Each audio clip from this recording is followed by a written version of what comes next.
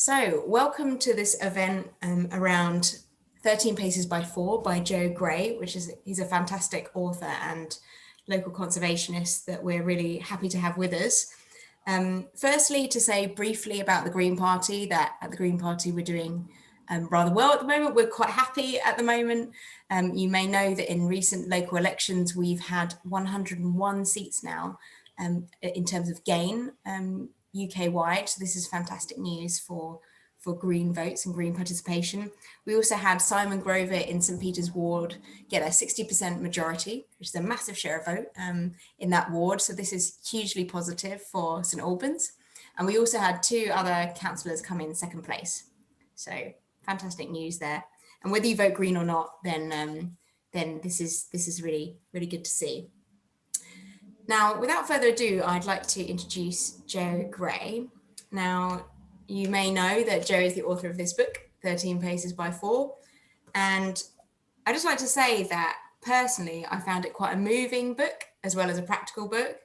And I really like the philosophy aspect of it and how he talked about us as human beings and how we participate in nature. And I thought that was particularly sort of poignant, as well as the kind of practical approach to a small backyard that he has nurtured.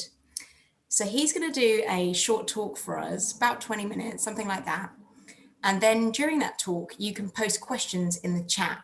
And then what I'll do is call on you to ask your question. So a lot of the session will be about Q&A, and we really want it to be driven by you. So no questions too silly, whether it's a little question or a big question, big philosophical question or a small practical question, anything goes. DIY, rewilding, philosophy, we're open to anything. So I'm going to hand over to you, Joe, to give us a bit of an intro to you and your work. And yeah, feel free to post in the chat in the meantime, and then we'll move over to everybody's questions.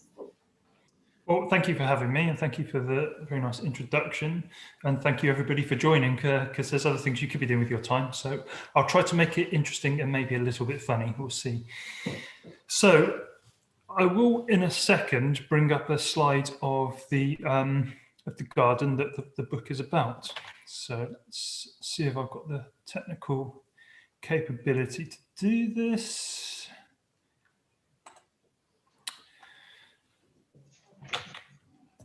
So I'm guessing that's working.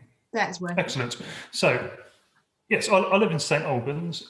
This garden is in Fleetville, and I read a book once that said you should be able to describe where you live based on natural features, such as relation to a mountain or perhaps an ancient tree or something like that. And sadly, I always tell people I live near the Morrisons. So I fail immediately at that task, but just to give you an idea, this is not central St Albans, but still very, very urban St Albans. The garden that you're looking at, my back garden, I say my back garden, it's a garden I share with my wife and also many other creatures, is, if you haven't guessed it yet from the title of the book, measures 13 paces by 4. And I'm proud to say my stride is a perfect meter. It's the only thing about me that is perfect, but my stride is a perfect meter. So it's basically 13 meters by 4 meters. So if my maths is okay, you're looking at about 50 square meters. So not tiny, but not massive either. There was a study done some years ago that reviewed British gardens with a particular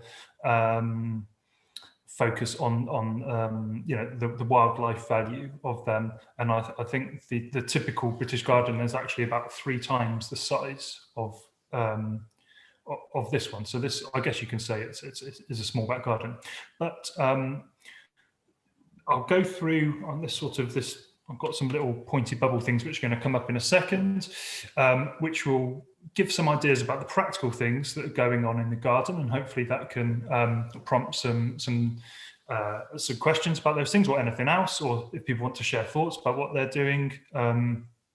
So there's no wrong or right answers. I think there are some wrong answers, such as using lots of toxic substances. That doesn't really work in any case in a wildlife garden, but certainly there's a lot of scope for doing things differently.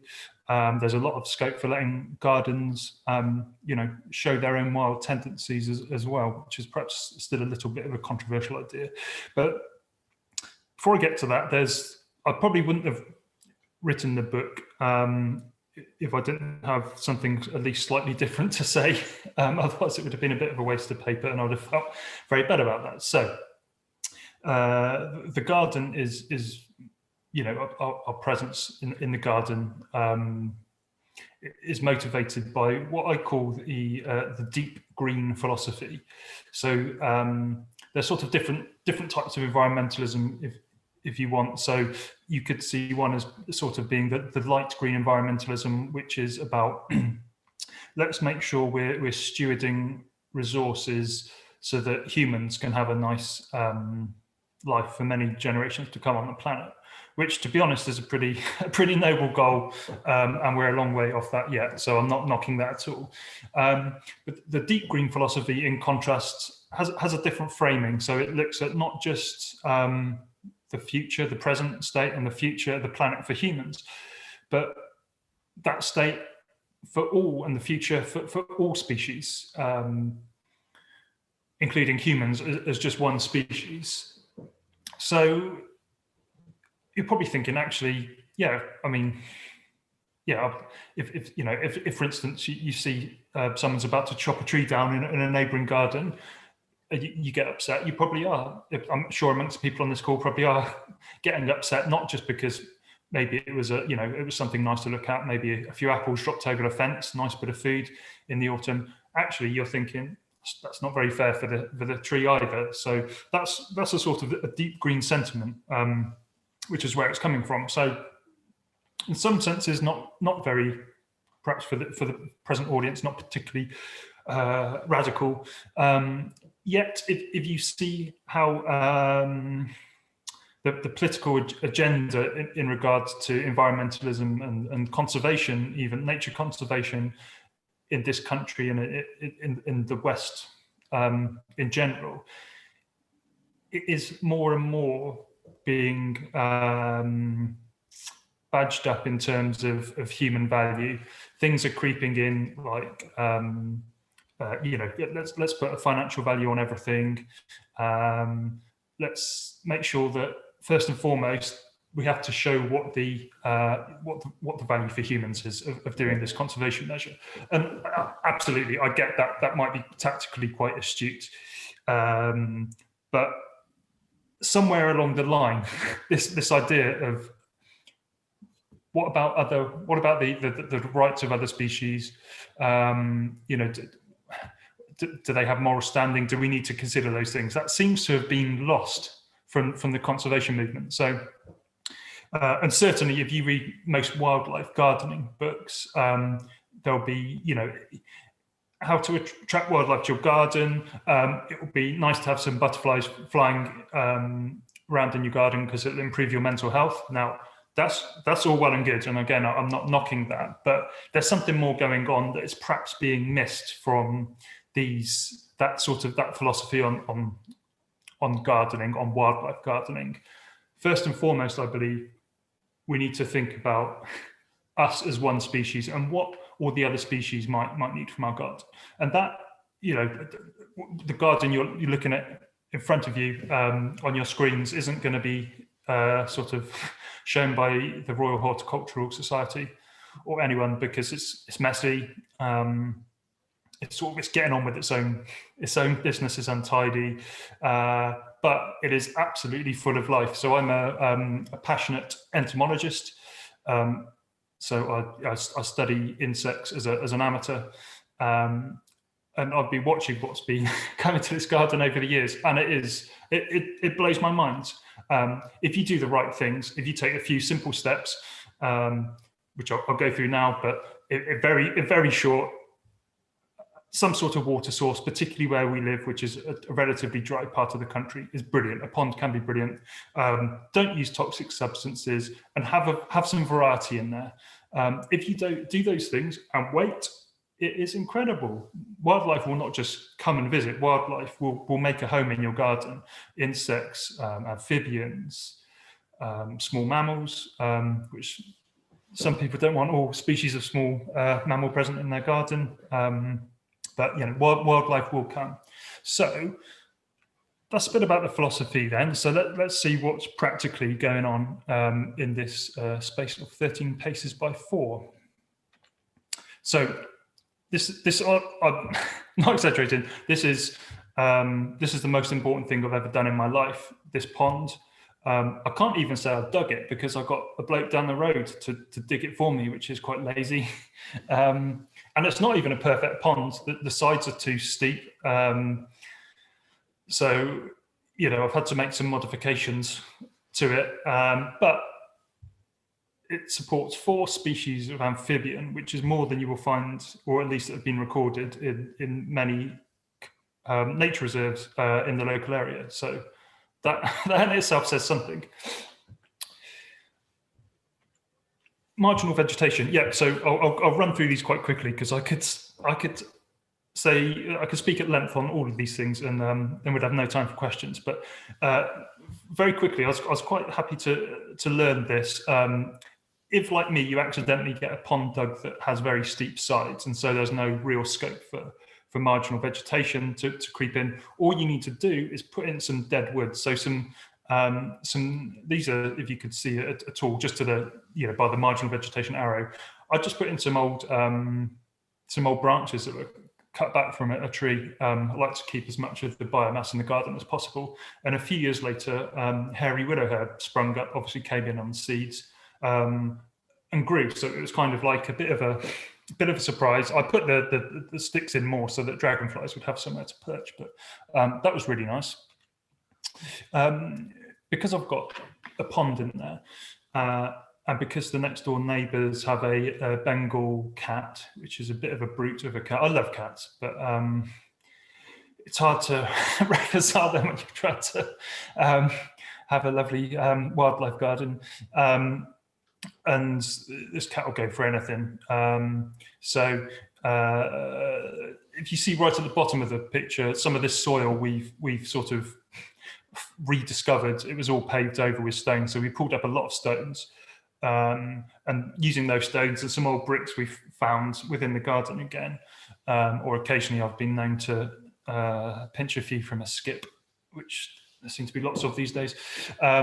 We sort of built these amphibian refuges, so they're safe places for toads and frogs to hide. All right, next up, I have a feeling something's popped up at the top, which I can't see because I've got this little menu bar, but I think it says water butt, if I can remember correctly. Yes. So if you have a pond,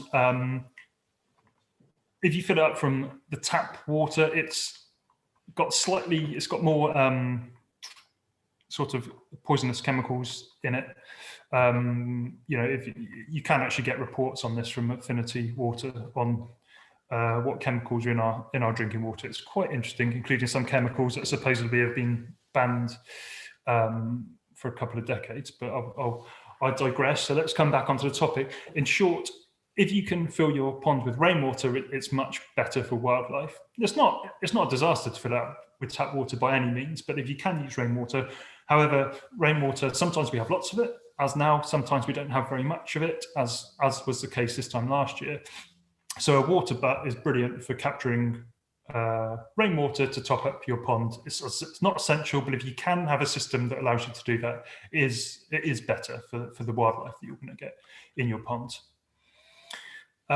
Any good wildlife garden should have accessibility for hedgehogs. However, if you have a pond, particularly one with steep sides, and you've allowed hedgehogs to come into your garden, you need to make sure that they can get out of the pond. Hedgehogs are brilliant swimmers, but they just simply cannot crawl up a steep, slippery slope. And so they'll swim and swim until they exhaust themselves. And I won't tell you what happens next, but it's not very nice. So if you do have a pond and you're at all worried that hedgehogs can't get out, put a ramp in. A plank of wood wrapped with some chicken wire wrapped around it might be quite a good way, so they can get a purchase and get out. That's a really important point. because it's tragic if you're trying to do something good for wildlife and it ends up doing something harmful.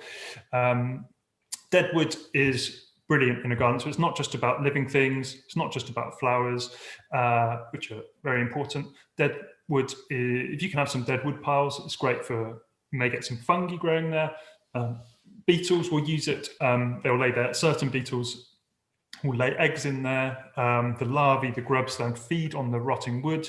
And deadwood also provides a microhabitat for certain species of invertebrates, such as centipedes and millipedes, who are very prone to desiccation in the heat. And we do have a lot of hot days in St Albans. So deadwood piles can be brilliant for many reasons. A little insect hotel in there, although actually I think the insects particularly like the sandiness of our garden, which isn't natural. I think some sand's been laid down at some point to level the garden for putting a nice flat patio in. The sand's still there, but actually if you have sand and you mix it in with some soil, it creates a very nice friable substrate. Friable, it's easy to work with for insects with small feet who create nests. So solitary bees and so forth will love a nice bit of sandy soil, especially if it's sunny and kept dry. Long-lasting nectar source, yes. So everyone will have their favourite plant for, favourite wildflower. Whoever, if you have a wildlife garden, you'll quickly develop one. Mine's actually oxeye daisy, which is just incredible. It's like a magnet, and all the insects are little filings, and they just get sucked in by the oxeye daisy. But the arrow there is pointing to catmint. Maybe that explains why there's a cat in the garden. Catmint provides a very good, long-lasting nectar source. In this garden, it's not always the case. But think about nectar is particularly important early in the season, by which I mean sort of February, March, and late in the season, sort of October, November. Linking on to that, so yes, various wildflowers, of course, in a wildlife garden. Native is better in general, because as well as providing nectar and pollen, which any insect will be able to sort of benefit from, native wildflowers are generally better at supporting the larval stages of insects who feed on leaves and roots and stems, because they'll be adapted to their native flora. But there are exceptions. So coming back to the point I just made about nectar, one of the problems for wildlife of climate collapse is that a lot of animals, insects in particular, who are emerging too early. Their timing of emergence from overwintering is sort of in tune with what's happening with their external environment. And if they come out too early and there's no nectar for them, they're going to die. Plants will respond over many generations in plant time. They're not going to respond as quickly as the climate is going to change. So one thing we can all do if we have a garden, or there's some space where we can have a say on what happens there, is have a few plants that offer nectar in those times when there's a bit of a nectar gap. So there's certain non-native, so I'm getting around to saying non-native wildflowers may have a role in some gardens if they're doing something to support wildlife, such as providing nectar out of season when bumblebee queens may be emerging early and finding no other food for them to eat. A single mature tree, more trees on the way, thanks to a busy squirrel who's been burying and forgetting hazelnuts.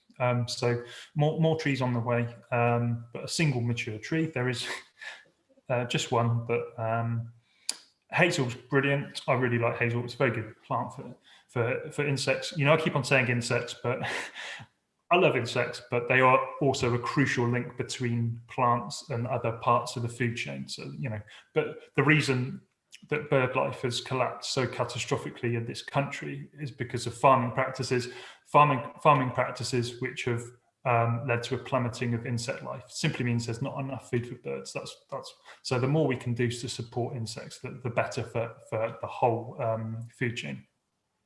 Dense foliage in there, thinking about shelter for certain creatures, potential nesting sites for birds. Ivy, as well as being a brilliant late season source of nectar, it's the only native reliable late season source of nectar. It also provides a brilliant space for insects to hibernate in. Provides a chance for birds to nest again. Ivy is a sort of profoundly and disproportionately important native species, and it should be allowed to thrive, in my opinion. Varied microhabitats. These arrows point in random directions. Don't worry about where they're pointing to, but variety is really important. That one is pointing to food, I believe. I can't see it's covered now by myself. So we do grow a little bit of food in the garden. Tend to end up sharing a lot of the food with other species, and that's sort of fine by me.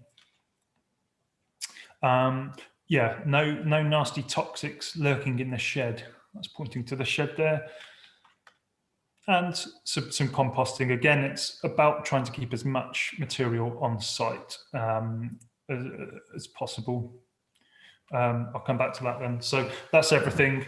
Perhaps something not properly captured there is to a certain extent that the garden has sort of gone off on its own trajectory.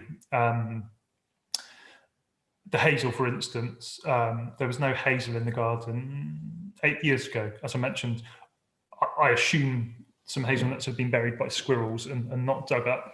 The hazel's then grown, and now there are some insects that have come in and are now living on the hazel tree. So it's amazing how these sort of wild cascades can happen in your own garden, under your own nose. It's, in my opinion, just as good as any nature documentary, just happening in a small urban garden in St. Albans. So that was the bit where I talk. Hopefully it stirred up a few questions. Yeah, absolutely. Thanks for that, Joe. And it's great to hear all the variety you've got going there. And I'll start with a quick question before coming to everyone else. So if everybody else, just keep posting in the chat anything that's coming up or that you're mulling over.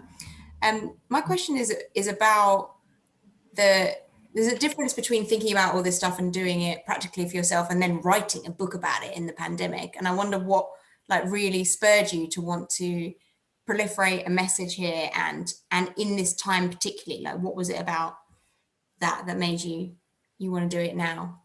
Yeah, no, great question. So actually, what really happens? I'll tell you the truth. This publisher got in touch with me back at the start of last year, so just before the pandemic hit the UK.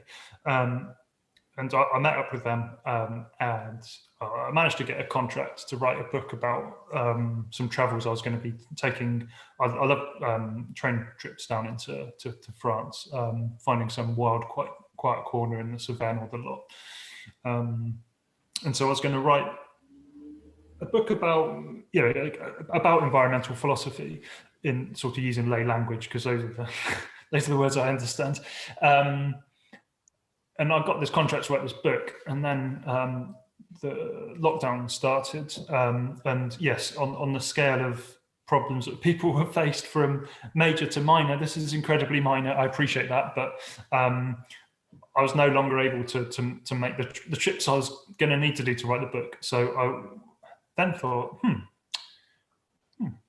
well, I'm going to be spending a lot of time in my garden. I did things I never would have done thought to have done in the garden. How old am I? Yeah, 38. And a 38-year-old man doesn't normally sleep out in his back garden in his sleeping bag. So I've done all sorts of things that I wouldn't have thought to have done. But the publisher very kindly let me sort of change the remit of the book quite largely, while keeping it on the same sort of themes, making the sort of the geographical focus entirely different. and I have to admit that I've been a bit naughty. I have neglected keeping an eye on the garden until last year.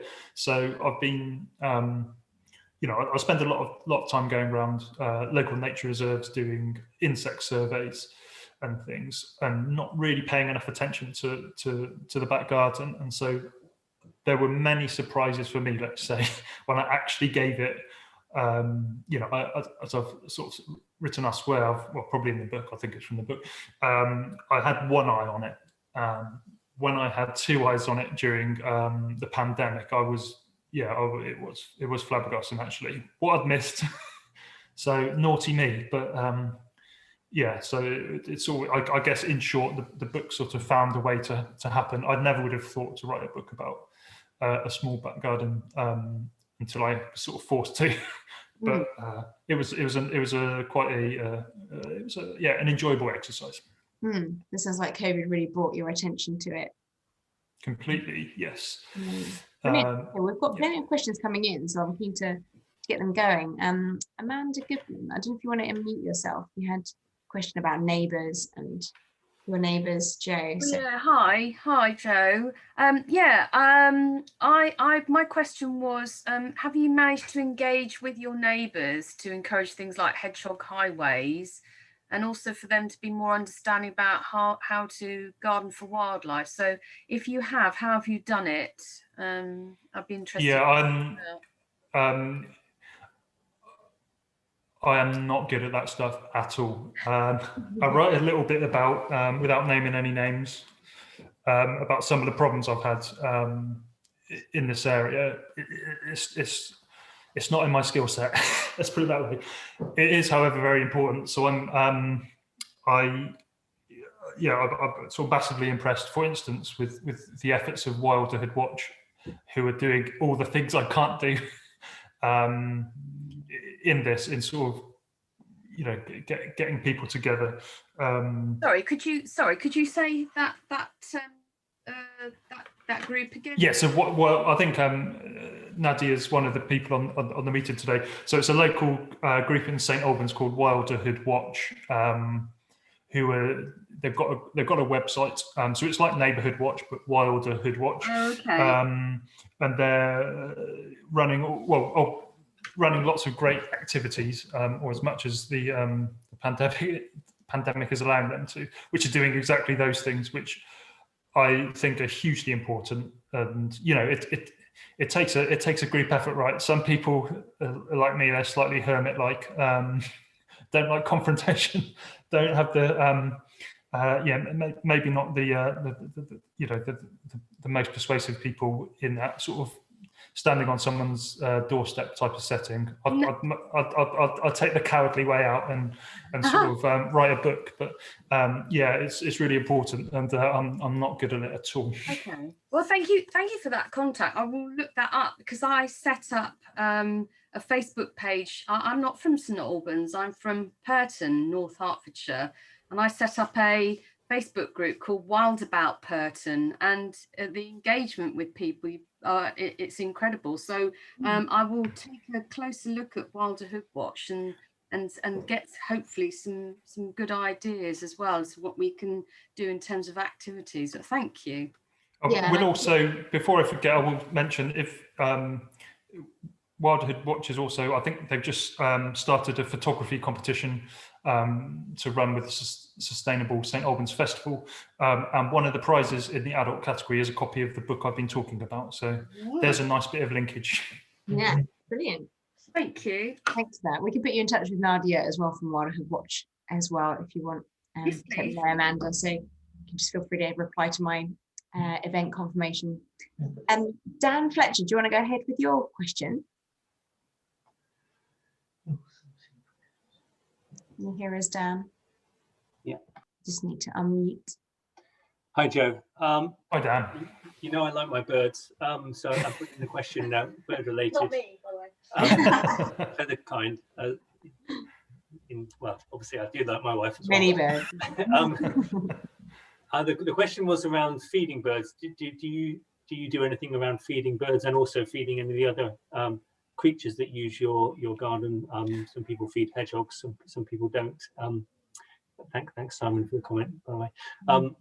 Yeah, it's a great question. So I'm going to keep on saying that, but I do, well, if I say it, I do mean it. Yeah, but don't get offended if I don't say it's a great question either. Yeah, but I really like that question. For some years, I slightly struggle with the idea of feeding wildlife, because you kind of think, well, that food's grown somewhere else. That's taken land away that could have been perhaps a better space for wildlife in some other country. And I read somewhere, this might be complete nonsense, but that there's about 10 times as many, as much food put out as birds could possibly eat in this country. And then, you can do them harm by the transmission of diseases. I think the greenfinch population is believed to have suffered quite badly a few years ago from the transmission of diseases from birds descending on one small area, particularly when people weren't cleaning their feeders. So there are certainly some interesting discussions to be had on it. However, despite all that, my wife and I have put up quite a number of bird feeders in my mother-in-law's back garden in London, and I love it, and it's brilliant. So I just get on with it, really. But in this garden, I make sure there's water, supplemental water, particularly when it's dry, and I have dabbled with bird feeding, but it hasn't really worked that well. I'd much rather they eat maybe the seeds from teasel grows at the back, or berries from a tree, than be feeding what I've put out for them in a bird feeder. But yeah, again, not against it, but I think it's sometimes done a bit too much for, well, humans want to watch birds, so let's bring them in so we can watch them. So yeah, do not quote me and say I'm against putting food out for birds, but there are some interesting, as I say, interesting discussions to be had on it. But if we can do it with, I believe if we can do it with, if they can, from plants, and by having more insects in your garden, I'm feeding birds as well. I think that's an even better way to go. Let's say that way. However, I did break on this, and for the first time in the garden, this is like after the book was written. This is like the stop press section. We were looking out a couple of months ago on our back the pond. That's a strange looking cat drinking from the pond. No, fox cubs. So we had 2 or 3 possibly kit foxes coming to the garden. I think they had probably the mother had made the den underneath the next door neighbour's shed, because I think if you've got more than about 10 centimetres gap underneath your shed, foxes can make a den there. And I was seeing every morning I was seeing all these plastic, Mars bar wrappers and stuff that were discarded around the back of the shed, and I just thought, these foxes, it's awful to think these fox kits are just eating this awful human food. And I know that's why they're in the area in part, but yeah, so I broke, and we were feeding we were giving them lilies for puppies, which I think is a bit posh, but I wanted nothing but the best for the fox kits in the garden. I just couldn't. It just seemed wrong that the idea of a fox eating half a Mars bar just seemed really wrong to me. Obviously humans do it, but yeah. And it sounds like with the bird feeders, you'd encourage them to clean them out regularly. Yeah, I think that's I don't know how often, but certainly it's one of the ways that bird feeding can go wrong. Definitely. So moving to the next question. Thank you for that last one. Charlotte Thorpe, do you want to come off mute and share your question? Yes, hello. I've got a couple of water bucks that aren't covered, so I think I'm probably breeding quite a lot of mosquitoes and gnats. Now, are they actually doing any? The birds, are they finding that useful or not really? Please. Yes, I would, without being able to say definitively, I imagine that certainly there will be some birds that pick that type of insect out there. out of the air who will come in. If they're flying late enough as well, bats may possibly, although they generally go for moths, I believe, may also benefit. So yeah, it's interesting, an interesting one. Yeah, I guess with you sound like you've got quite tall water butts. I know people can have problems when they have like leave a bucket of water out in the garden where certain wildlife can get sort of trapped in it and not be able to escape. But it sounds like you've got a sort of a bit of something different going on, a bit of variety. Yes. Okay. Thank you. Brilliant. Thank you for that. Another top tip. Okay, next one then. Pamela Maisie, do you want to come off mute and ask your question? Hello. Hi, Pamela. I can't remember. Oh, plants, non-native and native plants. Could you recommend some, please? Okay, what I'll do is recommend a website. In fact, I thought you were going to burst into song then. Yeah, no, that's another thing I'm really rubbish at, singing. And no, you won't get anything out of me. Sorry. A friend of mine called Chris Gibson. His website is Chris Gibson Wildlife. He's a very good naturalist, and he's put a number of posts about really good. There's lots of advice out there. I think of all the things I've read, I really like what Chris Gibson has written on sort of, you know, the plants to choose. So yeah, I think with all these things, if you are making interventions to the garden, a lot of the great thing about a wild garden is that things happen naturally. So you get surprises. Things will just find a way into the garden and probably do a lot of good once they get there. But where you are making interventions, it is nice to maybe take a step back and do a bit of research rather than sort of, and also the you know, we are slightly limited by what is available in garden centres. It's not always the best stuff. So certainly do a bit of research. But Chris Gibson Wildlife, he's got some really good advice on that topic. Yes. Thank you very much. Thank you. Okay, this is one from Sophie, and she's got laryngitis, so she said she's going to struggle to ask it. So I'll read her question. She says, we're trying to get another link to wildflowers established with the long grass area. Any plants that are particularly important? I don't know if this is another reference to that same website. So the sort of the magic source for accelerating a sort of a species rich grassy, wildflowery, meadowy sort of area, the magic source is yellow rattle. So where people may get disappointed when they want to create a wildflower meadow and do it overnight is that actually it's not very easy to have a species rich wildflower meadow if you're doing it in an area which has been sort of had a lot of fertilizer laid down on it. An area which has been fertilized heavily will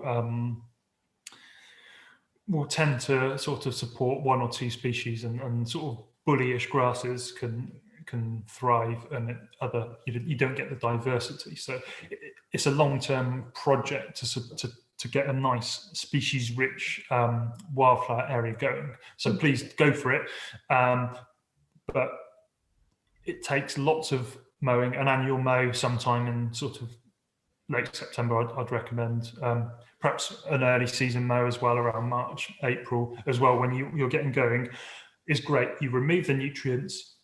You've got to take what you cut away from the grassland to slowly reduce the nutrient load, and diversity will follow, but it will take years and years. Yellow rattle is a really good plant, to come back to that. It's hemiparasitic on grasses, so it gets some of its nutrients by latching its roots onto the roots of grasses.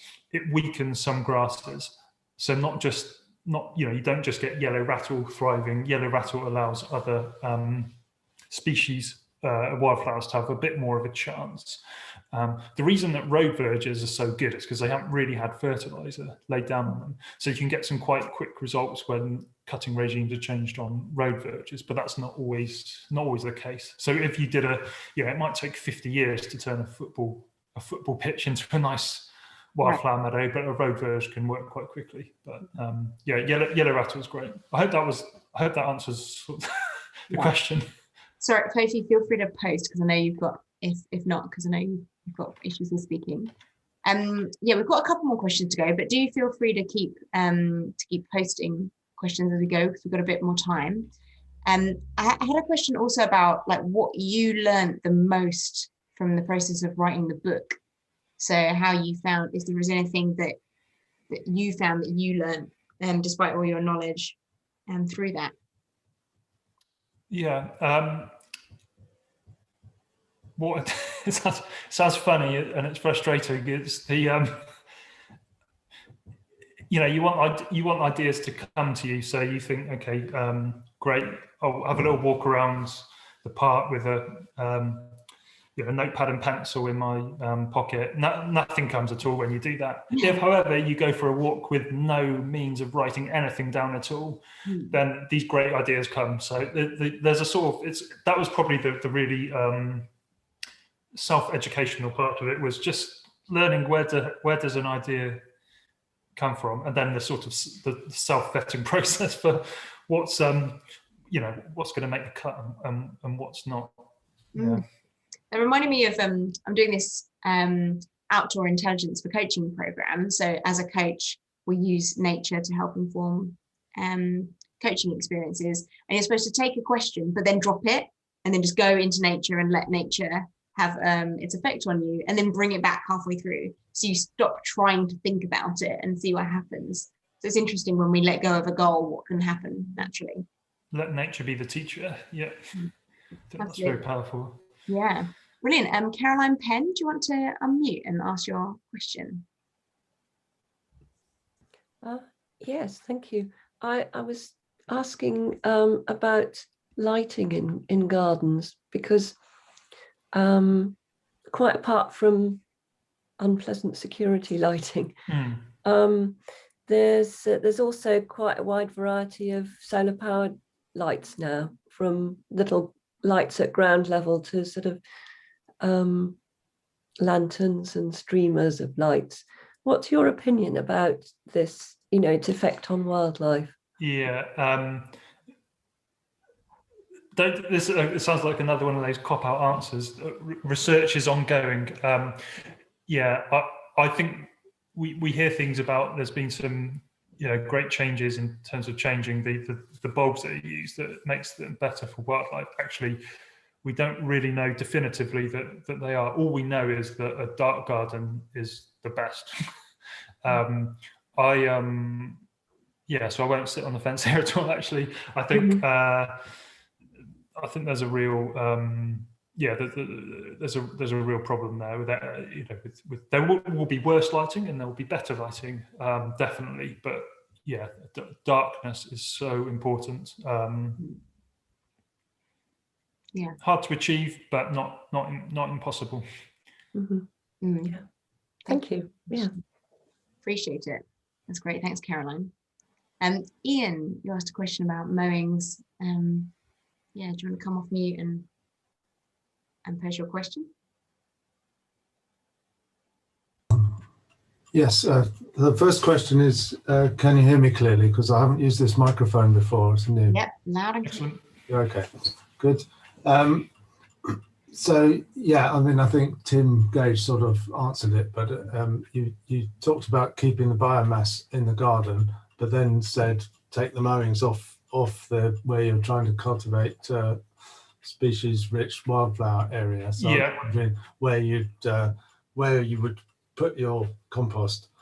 So the compost would go in, and the compost is that would include some stuff from shop bought vegetables and stuff. Yeah, so I don't think in this space I have a problem with excessive nutrient load, and in fact we don't really have there's no sort of grassy area. There's lots of meadow plants kicking around at the back, and we certainly wouldn't put the compost down there. So the compost is generally mostly for the at the front for the food growing areas. But yeah, so it's a very good point. it's one of those, it's all these sort of axes that one can think about with, there's light and dark, there's wet and dry, there's, acidic soil and alkaline soil, and there's nutrient rich and there's nutrient poor, and all of these things will support different species of wildflower and different levels of diversity. But yeah, the compost wouldn't go. It wouldn't go in areas where you sort of got species rich and you've got lots of native wildflowers, probably. Great, thank you for that. And is that all right with you, Ian? Oh, fine. Yes, thank you very much. Yeah. Great. Yeah, I'm playing a bit of devil's advocate here, Joe. So isn't like conservation more about national parks and, why is this stuff so important? Really, shouldn't we be focusing on these big spaces? Like what is it that you've got to add for that? So that's certainly one theory. Yeah, national parks are really important. These big connected spaces are really important. However, I mentioned at the start actually the study that was conducted into the nature of different British gardens, and one of the sort of most striking statistics they presented in their paper to me was that if you add all of the gardens up, you end up with an area that is equivalent to the size of the Cairngorms National Park, which actually is where I am today. I'm never in St Albans at the moment. Last time I gave a talk, I was in the Forest of Dean. I do live in St Albans, but I'm in the Cairngorms National Park. That is the largest national park in the United Kingdom, and its area is equivalent to. So it's as I say in the book, it's having a wildlife garden is a bit like voting and also linking into your earlier point, it's a bit like voting in a democracy. Yeah, one individual vote isn't probably going to make much of a difference on any outcome, but if you get enough individual votes going in the right direction, if enough people are doing the right thing with the garden or good thing with their garden, suddenly you've got a really important really important area of the country can be benefiting wildlife. So yeah, great question. I guess the problem against that is that people sort of tarmacking over their drives or turning front gardens into drives and things like that. Yeah, that's that really annoys me. Tarmac in front gardens, yes, it's called ecocide, but one day the law will catch up with it and people won't be able to do it. But it's there's there are gains and there are losses, and I do think the gains are sort of outpacing the losses at the moment, fortunately, but there's always more that can be done. Yeah, and the dreaded artificial grass, Matt says. Absolutely. Yeah. Well, there's a bit outside. No, I can't remember. It's some office near the Peacock, the pub in St Albans. Yeah. And they've got loads of weeds sprouting up through their artificial grass. I noticed this. I was going to go and take some photos there because I thought it was really quite sort of powerful image. Maybe one to enter for the photography competition for Wilderhood Watch. So I don't know what they're going to do now, because the whole point of having artificial grass is that, it's the lazy lawn, right? So now they've actually still got weeds coming through. It's amazing. Nature is really powerful. We just need to give it half a chance and it will find a way. Yeah. Great. Well, we've got a couple more questions here. So Sophie, who still has no voice and would like me to ask, she asks, would you deliberately introduce native species or play the long game and wait for them to come by themselves? So it depends. If you have to think about how the seeds are likely to be transported. So anything that a bird might eat that's in the local area. So hollies come to our garden through us doing nothing at all, just from I assume it's come in through a bird dropping. You know how the birches come in. There's a small birch tree growing at the back of the garden now that would have come in on the wind. As I mentioned, squirrels are vectors. But other things will not necessarily travel so quickly. And so I think you certainly can do a mixture. introduce the plants. It's actually quite hard if you go to the garden centre to get the plants you want. I remember going to the local garden centre and asking them if they sold teasel seeds some years ago, and I got laughed at and told that's a weed, that's the last thing we would sell. Although I think you can now buy teasel seeds, but no, I collected some teasel seeds. So actually you don't need to go to a garden centre. Don't ever collect too many. The biggest fan of garden centres, Joe. I'm just something I'm sensing. No. The best thing to do is, find some local seeds. Don't ever take too many seeds from any one plant, because it might need that seed source to be able to reproduce, particularly if it has an annual life cycle. Go foraging. Foraging isn't just about collecting food. Foraging can be about collecting seeds. If you're very careful about the way you do it, it's economical. It's not going to cost you anything. It's one thing. What you're also doing is you'll be guaranteeing you've got a seed from a plant that survived in this climate, probably in the soil you've got. So have some fun. And often things don't take, but actually I think they might take 10 years to get going. So maybe the next people that have the hopefully the pleasure of experiencing this garden will see some random things popping up, thinking, how did they get there? Yeah. Jack Easton's also pointed out that some garden centres sponsor SustFest, so maybe we'll say that they're not all terrible, all of them, or tar them all. Yeah, I wasn't referring to, I know the one who does sponsor them, and I wasn't referring to them actually, so I was thinking of another one. So can we name drop a sponsor that's a good one then, that you would? Well, I must admit, and this isn't saying anything bad about the sponsor. Where we have sourced seeds, we've bought them on bought them online. So okay. I think it's like maybe there's loads now, but I want to say Jecker's Herbs. Okay. Maybe where you've got a sort of guaranteed native source, organically grown, and actually I can't think of anything better for the postal system to be doing than transporting seeds around. They're just, you can just send them in paper, such a lightweight thing, but so much potential in one sort of, less than a gram of biomass. It's quite a nice thing to post. Yeah, nice present for someone too. Yeah, and maybe the last question then, we've got one from Dan. He's asking about amphibians. Do you want to ask that quick, and then we'll wrap up?